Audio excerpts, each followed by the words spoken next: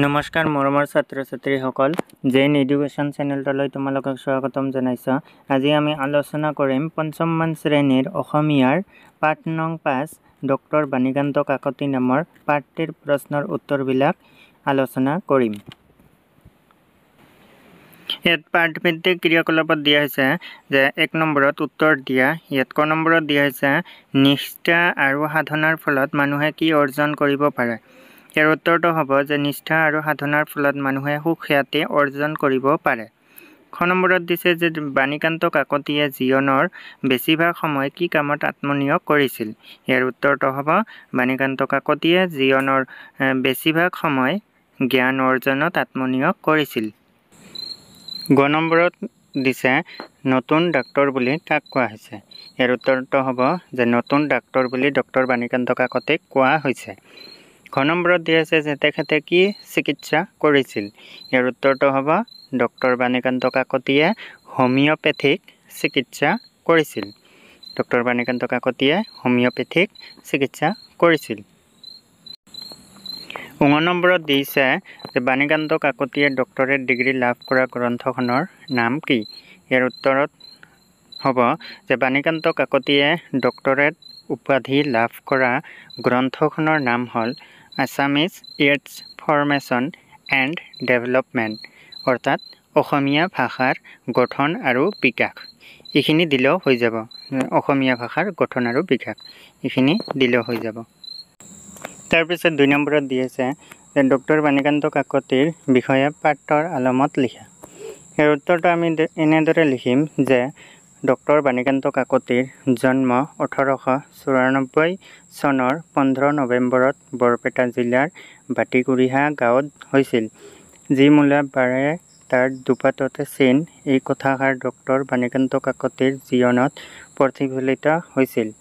এই জনা সাহিত্যিকে 1935 চনত কলিকতা বিশ্ববিদ্যালয়ৰ পৰা PhD লাভ কৰি নিজৰ নামৰ আগত ডক্টৰ উপাধি লগাবলৈ সক্ষম হয়। প্ৰকৃততে তেওঁ আছিল ভাষা বিজ্ঞানৰহে ডক্টৰেট ডিগ্ৰীধাৰী। সৰুৰে পৰা দৃঢ়মনা কাকতিদেৱে হাৰ নামানি হোমিঅ'পেথিক চিকিৎসাৰ অধ্যয়ন কৰিব ল'লে আৰু বিধিমতে বিধানো দিলে। তেখেতৰ অৰেত জীৱন জ্ঞান অৰ্জনত আত্মনিয়োগ কৰিছিল। ইয়াৰ ফলত কেইবাখনো মহৎ গ্ৰন্থ নিগৰি উলিয়াইছিল। সেইবিলাকৰ ভিতৰত গৱেষণা গ্ৰন্থখন বিশেষভাৱে উল্লেখযোগ্য। ইয়াতে এনেদৰে ভাষা চৰ্চা কৰাৰ বাবে তেওঁক এগৰাকী অগ্ৰণী ভাষা বিজ্ঞানী বুলি কোৱা হয়। এই জনা সাহিত্যিকৰ 1952 চনৰ 15 নৱেম্বৰত দেহাৱসান ঘটে। তাৰপিছত 3 নম্বৰত দিয়া আছে ডক্টৰেট ডিগ্ৰী লাভ কৰাৰ পাছত ডক্টৰ বাণীকান্ত কাকতিক লৈ কি ঘটনা ঘটিছিল চমুকৈ লিখা। ইয়াৰ উত্তৰটো আমি এনেদৰে লিখিম যে ডক্টৰ বাণীকান্ত কাকতিয়ে ডক্টৰেট ডিগ্ৰী লাভ কৰাৰ সময়ত এই উপাধি লাভ কৰা লোকৰ সংখ্যা আঙুলিৰ আগত লিখিব পৰা আছিল। তেওঁ আছিল ভাষা বিজ্ঞানৰ ডক্টৰেট ডিগ্ৰীধাৰী।